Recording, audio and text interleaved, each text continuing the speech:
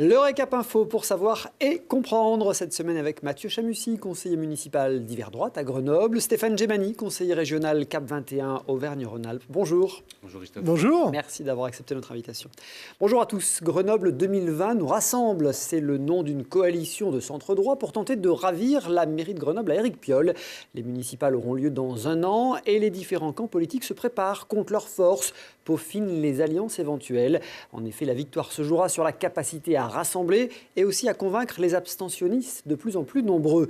Jadis, dans des camps opposés, nos invités ont décidé de s'unir, mais la pression et la concurrence seront rudes. On fait le point donc avec Mathieu Chamussy et Stéphane Gemani. Mathieu Chamussy, président de l'intergroupe d'opposition à la ville de Grenoble, droite et centre droit. Donc je vous ai classé d'hiver droit, c'est logique. Moi, je suis gaulliste. Je l'ai toujours revendiqué. C'est ma sensibilité. C'est toujours cette volonté de rassembler.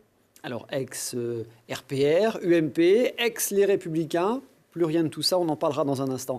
Stéphane Gemani, ex-Modem. Cap 21, c'est le mouvement de Corinne Lepage. C'est exactement ça. C'est pour ça que je suis un peu... Vous avez besoin de nous localiser géographiquement sur un échiquier, mais je ne suis pas sûr que le centre droit soit véritablement la bonne formule. Mais après, quand on a besoin, on identifie les choses comme on veut. Votre pari, ça va être d'élargir ce centre droit au centre gauche. C'est déjà en cours, oui. Alors, on va parler évidemment de tout ça. On va aussi commencer par l'actualité et ce fameux grand débat national, la crise des Gilets jaunes, suite et sans doute pas fin.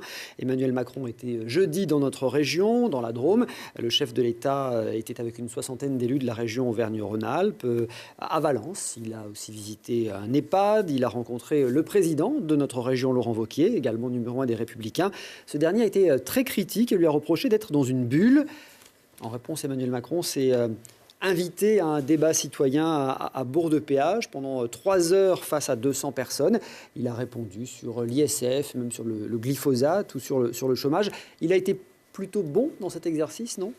Il est toujours bon dans cet exercice. Après, ce qu'il faut mettre en parallèle, c'est entre l'exercice et la réalisation de ce qui est dit. Donc il ne faut pas juste que ce soit un exercice, il faut véritablement qu'à la fin, ce grand débat, qui est une bonne chose dans la réalisation, puisse véritablement aboutir à ce que la société ne puisse pas se gérer comme elle s'est gérée jusqu'à présent. Donc démocratiquement, il y a une avancée, c'est pas tout à fait nouveau, ça se fait pas forcément dans un contexte qui est le plus serein, mais en tout cas, j'espère que, outre l'exercice, qui est remarquable par certains côtés, on aura véritablement des avancées et des faits qui seront pris en compte et modifiés dans l'action gouvernementale.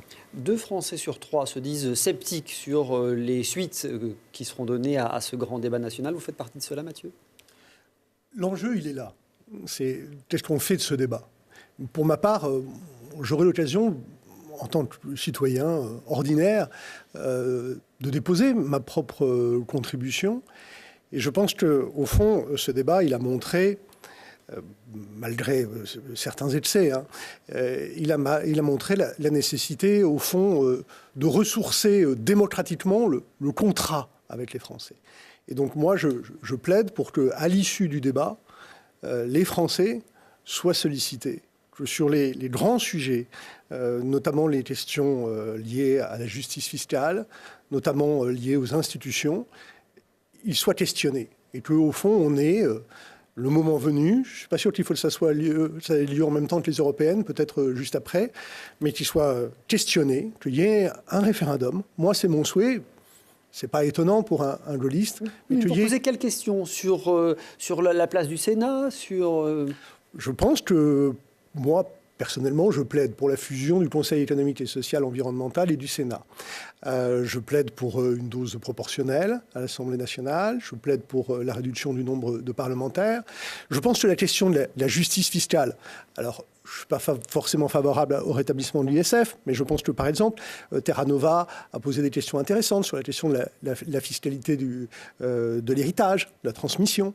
Je pense que la question de la justice fiscale, pour renouer le lien entre les Français et l'impôt, elle est sur la table, il faut s'en saisir, parce qu'il faut que les Français, il faut que tous ceux qui ont exprimé leurs interrogations, au fond, aient le sentiment, et plus que le sentiment, et soient convaincus qu'ils ont été entendus et sollicités. Cette question fiscale, elle était au tout début du mouvement des Gilets jaunes, le 17 novembre dernier. Est-ce que le mouvement n'a pas évolué pour partir un peu dans tous les sens, pour le dire facilement ? Non.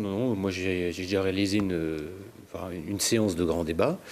Et je peux vous dire que sur les aspects de fiscalité, c'est quelque chose qui est fort. C'est pas forcément que les gens ne veulent plus payer d'impôts, tel qu'il est un petit peu caricaturé sur certains plateaux avec l'expression de certains gilets jaunes, c'est que les gens veulent véritablement une fiscalité mieux partagée. Sur l'ISF, il y a des propositions qui sont aussi alternatives, qui sont intéressantes à prendre en compte. Mais surtout, je crois que, outre les aspects qui sont liés plutôt à la technicité de certains plans, c'est surtout l'écoute. Les gens sont de plus en plus informés, ils sont de plus en plus aussi en capacité de s'exprimer à travers des réseaux sociaux ou différents médias. Leur idée, c'est peut-être pas forcément d'être en permanence assujettis à des référendums, mais par contre qu'on les consulte de façon plus régulière afin que les élus, qui sont en bout de course quand même, qui doivent en tant que responsables politiques trancher sur certaines questions, puissent être également conseillés par des voix qui s'élèvent sur la citoyenneté, et ça permettra aussi de faire en sorte que ces citoyens, à terme, puissent également mieux s'intégrer et voire même un jour être eux-mêmes élus. Deux choses sur ce que vous dites. La place des élus est très critiquée, les élus. C'est la représentativité élective qui est remise en cause par certains gilets jaunes. Alors, disons bien les choses. Ce qui est intéressant, mettons de côté, et parce que c'est hors débat, certains comportements, certains excès, l'agressivité, tout cela est évidemment totalement condamnable, condamné, certaines prises de position insupportables. De même, les tentatives de récupération politicienne qu'on a vues de tous bords sont tout à fait, franchement, indignes. Mais ça ne doit pas, tous ces excès ne doivent pas nous faire oublier ce que dit le mouvement.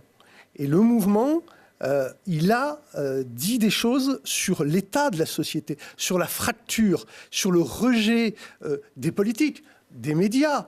Et donc ça, on ne peut pas, ce diagnostic qui est posé, qui est reconnu, il ne peut pas rester sans réponse. C'est à cela qu'il faut répondre. Je vous interroge sur le rejet de certains politiques avec ce fameux référendum révocatoire que certains demandent. Personnellement, moi, le référendum révocatoire, je pense qu'il est contradictoire avec l'esprit et avec même le fonctionnement de la démocratie représentative.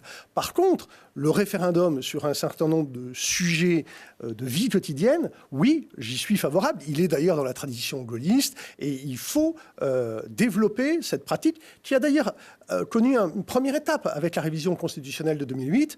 Il y a un référendum d'initiative partagée. Il faut aller plus loin encore, une capacité d'initiative citoyenne. Tellement bien imaginé qu'on n'a jamais fait de référendum depuis 2008. Juste pour la révocation, parce qu'encore une fois, il faut mettre l'église au milieu du village.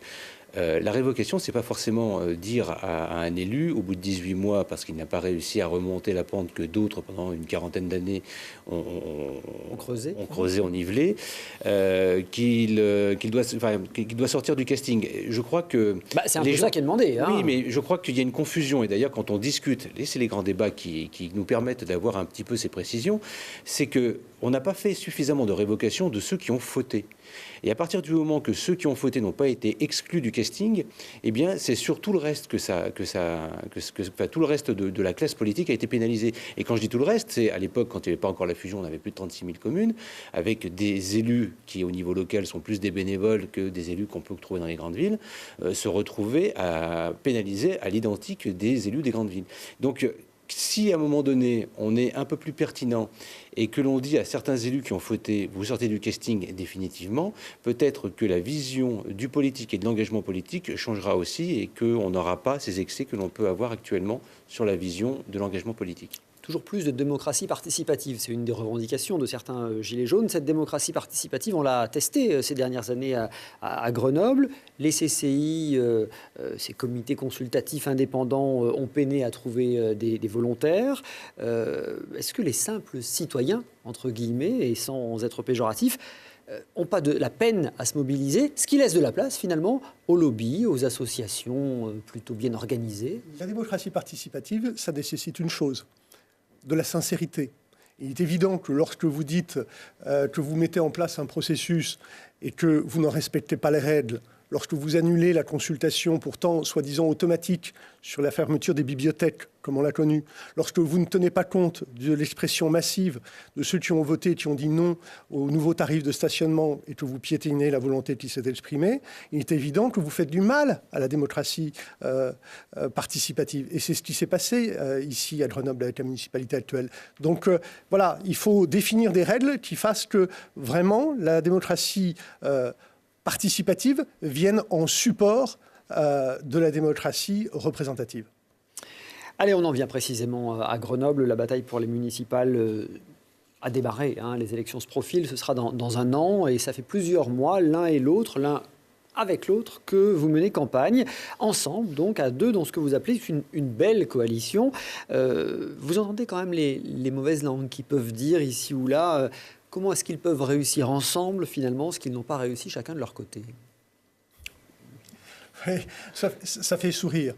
Ça fait sourire parce que, au fond, le constat que nous avons posé, c'est qu'il y a à Grenoble, comme en France, mais Grenoble n'est pas un village gaulois, une montée des radicalités, une montée des populismes, qui sont une menace pour la démocratie et qui, au fond, ont changé la nature du débat, qui l'ont crispé. On a un débat public beaucoup plus agressif, beaucoup plus vindicatif, qui est éloigné de l'esprit de la démocratie. Et face à ces montées, il est évident qu'il y a un axe central de modérer le courage.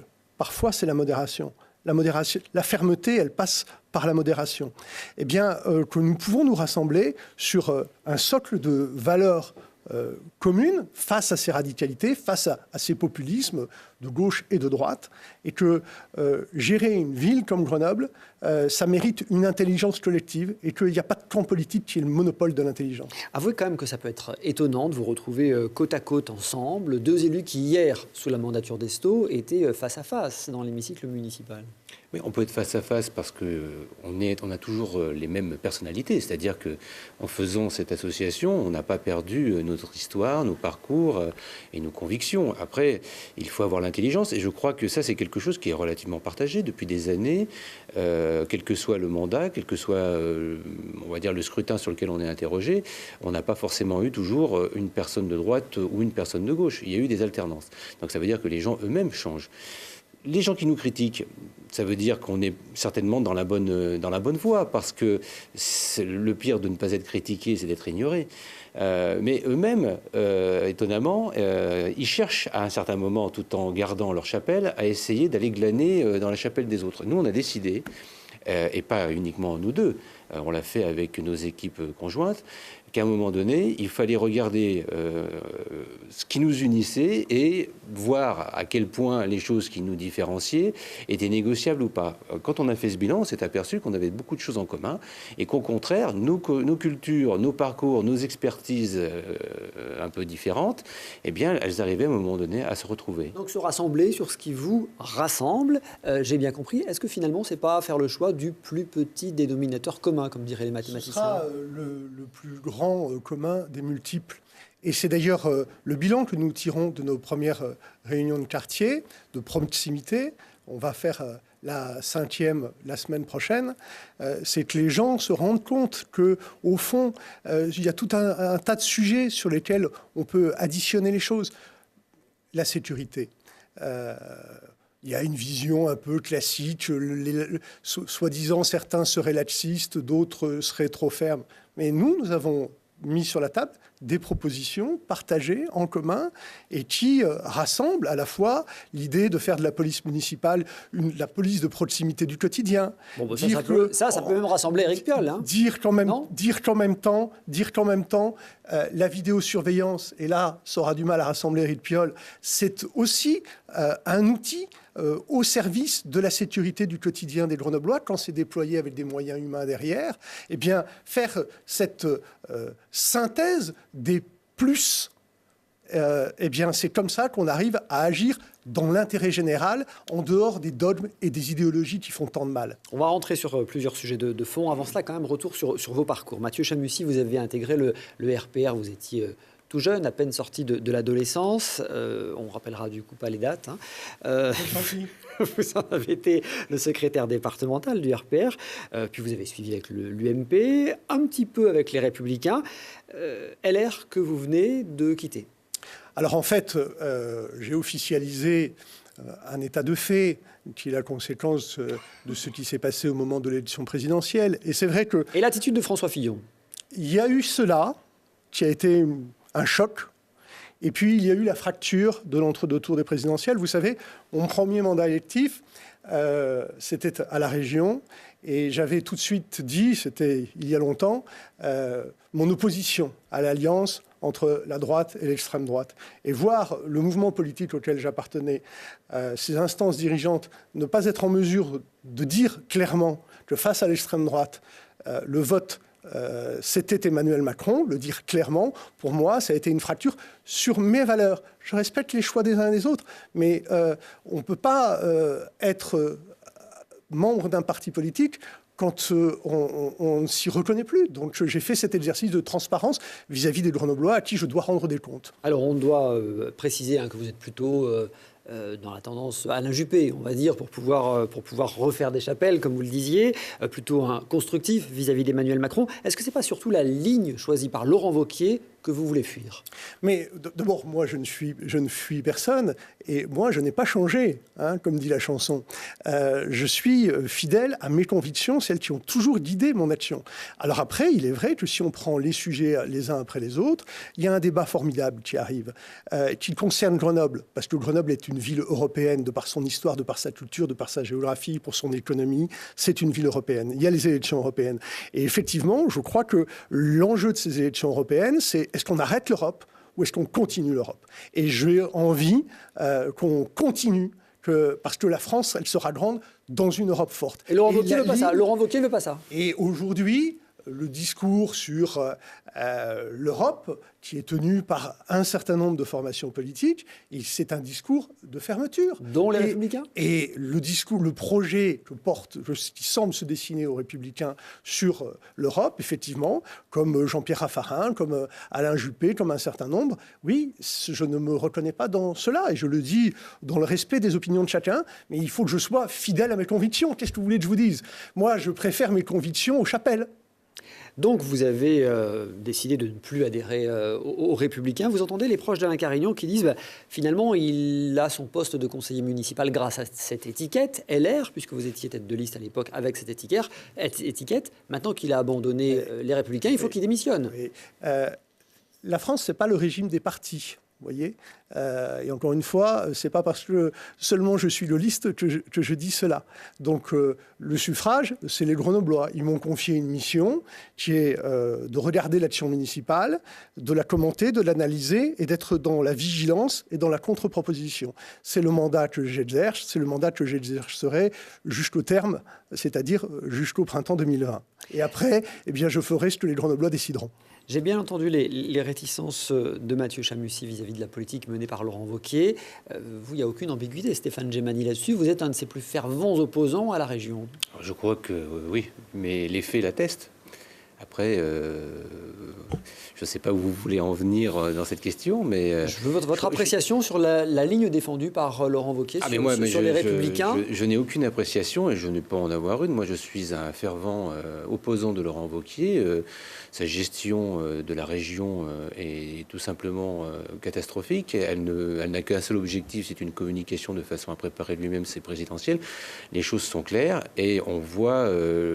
quand je dis catastrophique, c'est que quand on voit que pour faire des soi-disant économies, pour paraître le plus économe, faire d'une seule région une région, il est capable d'empiéter sur toutes les personnes qui sont les plus précarisées, sur la formation, le milieu culturel, etc. Donc forcément, moi, ce n'est pas mon alpha et mon oméga. Et voilà. En même temps, vous voyez, puisque vous nous ramenez à d'autres sujets, il y a une chose dont nous savons, Stéphane Djemani et moi-même, c'est que, contrairement à ce qui se passe actuellement, demain, si les Grenoblois font le choix que nous proposons, la ville de Grenoble, elle travaillera avec toutes les collectivités. Parce que quelle qu'elle soit, ce qui marque l'isolement de Grenoble, c'est sa difficulté depuis 4 ans à discuter avec les autres collectivités, avec le département, avec la métropole dans une compétition complexe avec Christophe Ferrari. Et nous sommes respectueux du suffrage. Et donc, dans le respect des sensibilités de chacun, parce que nous respectons les sensibilités de chacun et que nous avons le sens de l'intérêt général, demain, la collectivité grenobloise, elle travaillera avec toutes les collectivités. Allez, on avance sur cette liste de coalitions. Rassemblement de centre droit, disais-je au départ. Vous avez nuancé, vous avez l'ambition de rassembler bien au-delà. Qui espérez-vous rallier à votre cause ? Moi, écoutez, je suis au groupe socialiste et démocrate à la région Auvergne-Rhône-Alpes. Mes collègues, même s'ils étaient un petit peu surpris à un moment donné, ont pertinemment compris les conditions dans lesquelles Grenoble se trouvait. Ils savent également la qualité de chacun, et notamment celle de Mathieu. Voilà, cette association, pour eux, est une association qui coule de source. Après, il faut qu'il y ait une organisation. Cette organisation doit être respectée. Les partis politiques, tous autant qu'ils sont, ont été quand même très perturbés. Le Parti socialiste, principalement. Donc, moi, je ne force personne. J'ai des contacts avec le Parti socialiste. Il y a des personnes au sein même de mon groupe qui sont toujours des militants, des adhérents du Parti socialiste. Il y a aussi des marcheurs. Enfin, voilà, l'idée, c'est qu'à un moment donné, chacun fasse un peu une introspection, s'organise. Et tôt ou tard, je pense qu'on reviendra sur votre plateau pour vous expliquer que notre coalition s'est élargie également à la gauche de l'échiquier. Donc une alliance, si je comprends bien, qui peut aller des socialistes jusqu'à En Marche. Mais bien au-delà, il y a au sein des Républicains des gens qui, encore une fois, considèrent que l'avenir de Grenoble, la situation critique dans laquelle se retrouve la ville, malgré ses potentialités considérables, ses atouts, ses forces, qui méritent de davantage s'épanouir, eh bien, ils peuvent s'inscrire dans cette dynamique de rassemblement. Il y a un axe central, au fond, entre les radicalités qui s'expriment à droite et qui s'exprime à gauche, très à gauche de l'échiquier avec Éric Piolle, il y a un axe central, un axe d'intérêt général qui doit se constituer, dont nous sommes, au fond, Stéphane Gemani et moi-même, j'allais dire, l'avant-garde. Car, bien évidemment, nous savons très bien, pertinemment, qu'il faut que d'autres personnalités s'inscrivent dans cette dynamique. Je ne dis pas nous rejoignent, nous ne disons pas venez vous mettre derrière nous. Il faut que tous ensemble, on construise les fondations de cette maison commune. La radicalité à gauche derrière Éric Piolle, je la comprends bien venant de vous. La radicalité à droite, c'est qui ? C'est Alain Carignon. Il est trop radical pour rejoindre votre coalition ? Vous savez bien que depuis 20 ans, l'ancien maire RPR veut organiser son retour. Bon, c'est son choix et, in fine, ce sont les électeurs qui diront ce qu'il en est. Ma question, c'est est-ce qu'il peut rejoindre votre coalition ? Non, évidemment pas. Évidemment pas. Nous ne sommes pas du tout dans cette logique-là. Il y a cette forme de radicalité qu'il incarne, qui est, oui, je le dis, un populisme de droite qui ne correspond pas à nos valeurs et qui d'ailleurs, à mon avis, ne trouvera pas d'écho dans une ville comme la nôtre, qui est une ville diverse, ouverte sur le monde et qui mérite mieux que cela. J'irai même plus loin. Je crois que c'est même une droite extrême, celle qui se rapproche de Laurent Wauquiez. C'est pour ça que c'est pour nous impossible. Et si vous me permettez, je pense qu'il faut juste rajouter une chose. Notre action, elle bénéficie également d'une expérience liée à l'appartenance ou à l'entreprise que nous avons menée à travers des partis politiques. Les partis politiques, on a vu leur échec. Et donc, ce qui nous intéresse, c'est pas forcément les partis politiques. Ce qui nous intéresse, c'est, comme nous, les personnes qui ont eu peut-être des expériences dans différents partis, qui ont leur culture, qui ont leur histoire, mais qui maintenant se disent que ces choses-là sont plus possibles. On peut plus les gérer de façon à attendre dans des strates parisiennes que les partis politiques se décident de savoir qui, quoi et quand. Maintenant, le but, c'est que chacun puisse réagir de façon responsable, de façon individuelle. Et encore une fois, la coalition, c'est pas ralliez-nous à notre panache blanc. L'idée, c'est de dire venez avec nous parce que nous avons installé un terrain sur lequel nous pouvons réfléchir communément. Alors, il y a eu pas mal de réunions déjà pour votre belle coalition. Entre guillemets, ce sont vos propos, moi je ne la juge absolument pas, des réunions qui ont eu lieu, plusieurs engagements, maintenir les budgets participatifs qui ont été mis en place par Éric Piolle. Mais écoutez, encore une fois, on n'est pas là pour dire que tout ce qui a été fait est une catastrophe. Il y a suffisamment de différences et de divergences avec la municipalité actuelle pour ne pas en inventer des factices. Et c'est dans l'esprit de ce que nous faisons. Quand des choses positives ont été faites, pourquoi dire le contraire par une espèce d'opposition pavlovienne ? Vous avez évoqué du coup la sécurité tout à l'heure. Donner plus de pouvoir à l'opposition pour contrôler la majorité, c'est un des engagements. Oui, parce que encore une fois, il y a aussi des talents dans l'opposition. C'est-à-dire que ça, c'est ce qu'on dit généralement quand on est dans l'opposition. Quand on est dans la majorité, c'est différent. Nous, on se positionne quand même dans un état où, lorsqu'on sera en capacité d'eux, eh bien, on fera ce que les autres n'ont pas voulu faire, alors que je vous rappelle quand même qu'ils ont bâti leur construction politique autour de la citoyenneté, et on voit ce qu'il en est. Il ne faut pas avoir peur de la démocratie, et puis il ne faut pas avoir peur non plus des talents des autres. Le fait d'avoir des gens qui sont dans l'opposition et qui, à un moment donné, pourraient siéger en présidence de commission des finances. Le fait également, tout simplement, et là on rejoint un petit peu ce qui se passe actuellement, de donner de la place aux associations, aux lanceurs d'alerte, dans les structures décisionnelles. Cela permettrait tout simplement, non seulement, pas forcément d'avoir une vérification du travail de la majorité, mais à un moment donné de faire ce partage de pratiques, ce partage d'expertise qui permettrait justement, non seulement à des citoyens qui ne sont pas élus de pouvoir donner leur avis, mais également à ceux qui le sont d'avoir un avis qui soit mieux informé, plus étayé et plus juste en fonction des désirs que les citoyens veulent voir émerger. Autre engagement, garantir une meilleure offre de transport public, notamment en étudiant en tout cas la possibilité câble. Est-ce que vous allez jusqu'à évoquer la gratuité des transports publics ? Alors vous voyez, c'est là la différence. Éric Piolle avait porté une proposition totalement démagogique qui était la gratuité de tous les transports en commun pour les jeunes. En réalité, financièrement, c'était infaisable.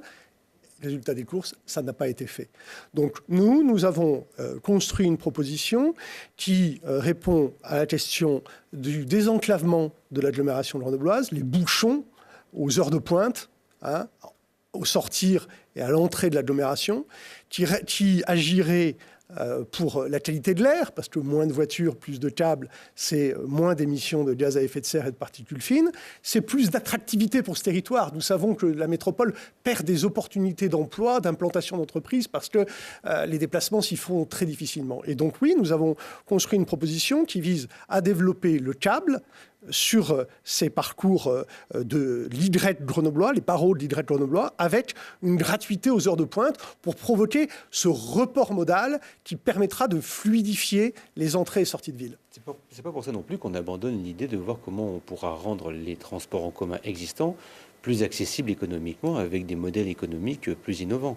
Donc voilà. Social qui rend les transports très accessibles aujourd'hui. Oui, mais on est dans un système où par dogmatisme, parfois, certains s'impliquent des contraintes, alors qu'on peut trouver des partenariats et donc élaborer de nouveaux modèles économiques. Et donc, ça, c'est quelque chose, sans faire de la démagogie en disant que demain, on fera la gratuité des transports en commun, tout en gardant un certain objectif, dire comment on pourrait, à un moment donné, faire en sorte que chacun puisse accéder plus facilement, plus librement à ce genre de transport en commun. Et dans vos documents de campagne, j'ai aussi lu que vous disiez le prochain mandat devra être consacré au désendettement de la ville. Alors le désendettement, c'est pas compliqué, soit on dépense moins, soit on prélève davantage. Il faut changer le modèle municipal. C'est vrai à Grenoble, mais pour tout dire, c'est vrai dans la plupart des communes de France. Ça veut dire quoi concrètement ? Mais pourquoi nous disons cela ? Tout simplement parce que les dotations de l'État ne vont pas augmenter. Qu'on est, à Grenoble en particulier, à un niveau de fiscalité qui est très élevé. Que vous avez des dépenses de fonctionnement qui augmente mécaniquement, notamment les charges de personnel, et c'est bien légitime, et que donc, on supprime des la services. prochaine municipalité, si elle ne change pas de modèle municipal, elle sera, quelle que soit sa couleur politique, Ça veut dire elle quoi? sera On supprime condamnée, des services, elle on sera... raye des investissements. Je termine mon raisonnement, s'il vous plaît. Elle sera condamnée à de nouvelles mesures d'austérité aussi sévères que la municipalité actuelle. Donc, il faut changer le modèle. Entendu. Donc, Comment? il est bien évident qu'il y a un certain nombre d'équipements municipaux, aujourd'hui, qui fonctionnent sous perfusion publique et qui sont très mal gérés. Je pense au Palais des Sports, je pense à Alpexpo, mais on pourrait en citer beaucoup d'autres. Il y a un certain nombre de patrimoines.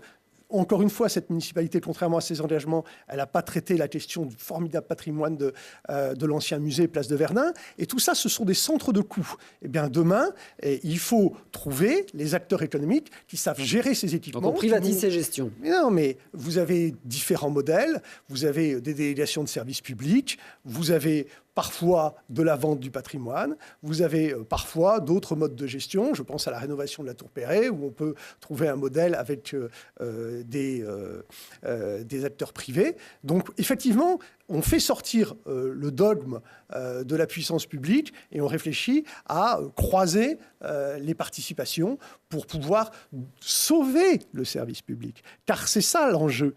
Et comment on fait pour sauver le service public? Comment on fait pour ne pas continuer à fermer des bibliothèques? Comment on fait pour ne pas continuer à baisser les dotations au Centre communal d'action sociale? Comment on revient sur la mise en coupe réglée du service de santé scolaire? Vous vous rendez compte que cette municipalité a sabré la santé scolaire des jeunes grenoblois? Je ne suis pas sûr que la Tour Perret soit vraiment les économies qui permettent de sauver tout ça. Non, mais c'est pas la question. Non, mais c'est comment on le fait pour la rénover à moindre coût de la collectivité. Ouais, mais aujourd'hui, c'est pas une dépense. Du coup, on ne fait pas question, d'économie. Il ne faut rien s'interdire. Et là, on est dans un système politique qui est instauré par la nouvelle municipalité, qui est en prise de dogme. Donc, elle s'interdit tout un tas de choses. L'idée, c'est encore une fois, parce que le modèle est en train de changer, nous devons également changer la gestion ou l'abord de certains sujets. Mathieu vient de vous en citer quelques-uns. Moi, je voulais évoquer tout à l'heure sur les transports en commun, mais il y a plein d'autres aspects sur lesquels le privé et les passerelles qu'il nous faut créer avec le privé sont d'importance. Le fait d'avoir annulé la publicité est une hérésie. On aurait pu avoir une autre forme d'exposition publicitaire avec un cadre très précis qui répondait également à certaines demandes d'un certain électorat. Mais vouloir supprimer des choses au détriment justement des financements, des recettes auxquelles elles peuvent être associées, c'est une hérésie parce qu'à la fin, on se retrouve avec moins de capacité et être en obligation, et c'est ce que fait la municipalité actuelle, de sabrer et d'avoir une politique d'austérité alors qu'elle se dit plutôt quand même de gauche, alors que là, elle a une attitude que certains maires d'une certaine droite d'il y a 20 ans auraient rêvé de faire. Bon, vous savez qu'une élection municipale, c'est des idées, un programme. On vient d'évoquer quelques vraies questions de fond, hein, mais c'est aussi une tête. Qui sera la tête de liste? Nous avons fait un choix qui est celui d'une coalition. Non, mais pas prendre le risque d'aborder cette question délicate. Mais si, mais pourquoi nous vous disons pas aujourd'hui les choses?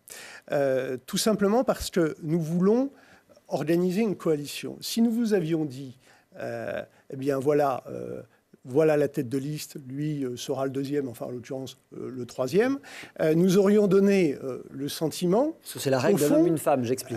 Oui, voilà. Qu'au fond, il y avait un déséquilibre dans cette coalition. Bon, donc...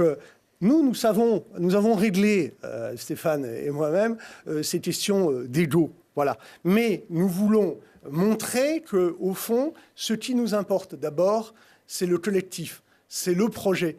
Écoutez, pardon, mais pour une fois que vous avez en face de vous des élus, des gens qui veulent s'engager, poursuivre leur engagement dans la vie publique et qui vous disent que cette question-là, elle est subalterne et qu'elle ne peut pas remettre en cause ce que nous avons initié, Eh bien, écoutez, franchement, je crois que ça mérite d'être salué, quand même. Saluons-le, mais ce que je salue surtout, c'est que j'entends pas parler. Vous me disiez, la coalition, elle peut aller jusqu'en marche. Et je ne vois pas l'hypothèse d'une tête de liste qui s'appellerait Émilie Chalas, par exemple. Vous êtes tellement conventionnel.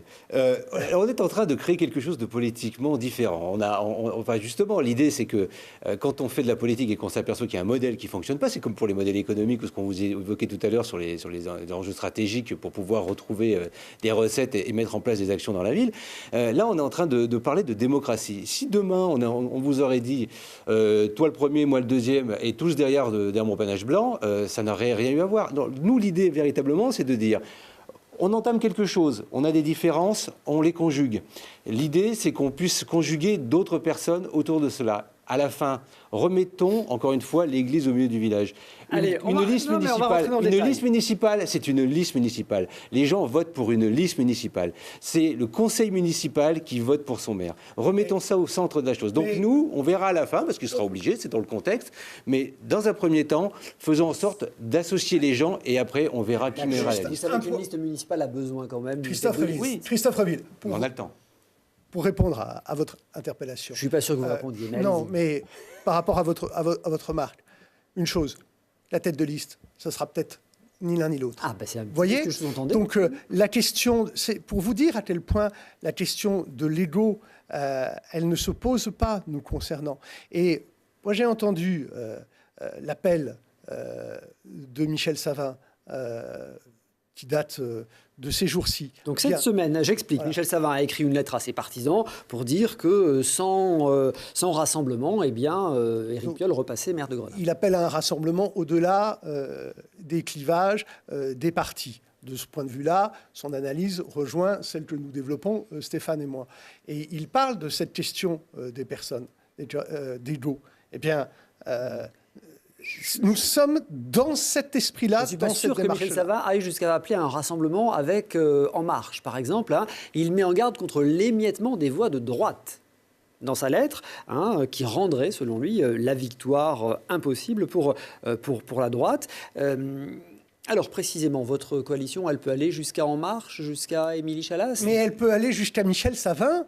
Elle peut aller d'un certain nombre de socialistes jusqu'à Michel Savin, puisqu'il faut vous mettre absolument des noms et que vous tenez à cela. Eh bien, nous vous mais ma question, c'était Émilie Chalas. Mais évidemment, si elle peut aller jusqu'à Michel Savin, je ne crois pas que Émilie Chalas soit plus à droite que Michel Savin. Donc si je dis jusqu'à Michel Savin, c'est que ça peut inclure Émilie Chalas, évidemment, et les marcheurs, mais... Évidemment. Sortons des têtes de gondole. Non, mais pardon, déjà dans quand c'est flou, il y a un loup. Vous connaissez la célèbre formule, on a besoin de savoir. Mais qu'est-ce qui est clair ?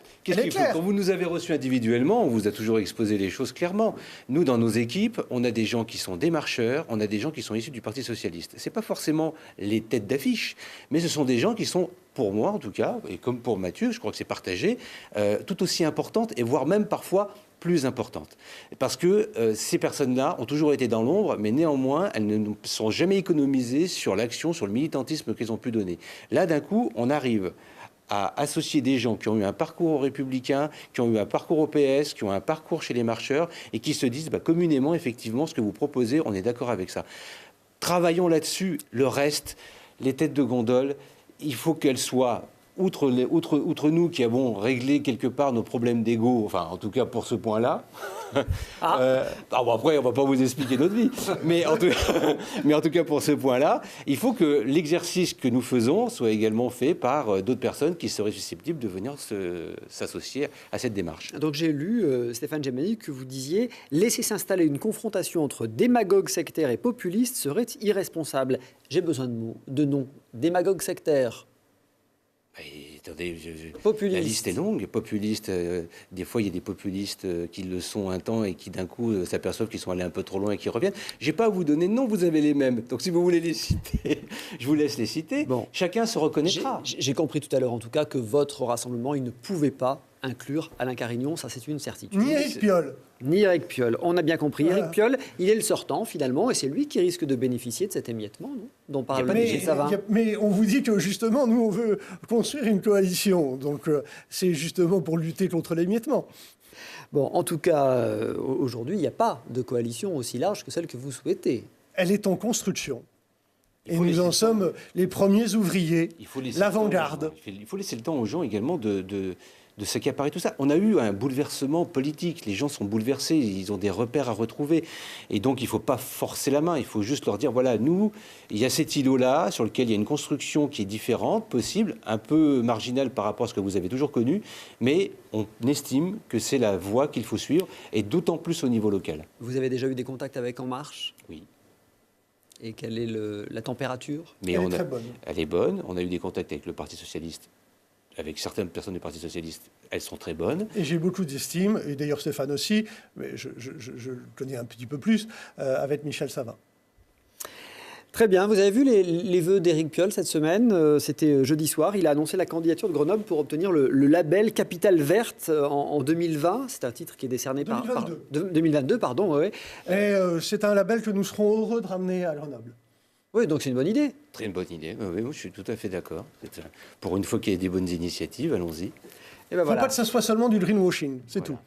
La campagne est lancée, on suivra cette belle coalition, jusqu'où ira-t-elle? La question est posée. Stéphane Djamani, Mathieu Chamussi, merci beaucoup. Merci d'avoir été les invités du Récap Info. Merci à tous de votre fidélité. Retrouvez-nous tout de suite sur Internet pour le supplément, le bonus du Récap Info, et la semaine prochaine avec de nouveaux invités.